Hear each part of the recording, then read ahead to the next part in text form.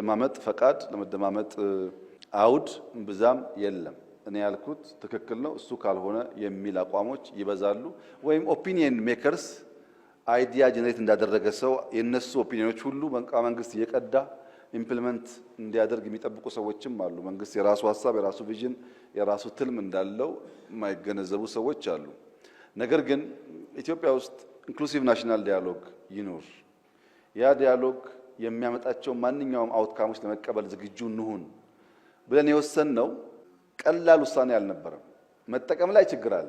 ለምሳሌ አንዳንድ ፖለቲከኞች ነን የሚሉ ሰዎች የአሁኑ ኢንክሉሲቭ ናሽናል ዳያሎግ አያስፈልግም፣ ጊዜውን የጠበቀ አይደለም፣ እኛ ስንመጣ ግን እናቋቁማለን ይላሉ። የአሁኑ የቀይ ባህር ጥያቄ ትክክል አይደለም፣ እኛ ስንመጣ ግን እንጠይቃለን ይላሉ። ቢኮዝ ሁለተኛው ጄኔሬሽን ዋናው ማጠንጠኛ ፖለቲካን የፖለቲካል ዲስኮርስን የሚያስበው ከወንበር ጋር ብቻ ነው።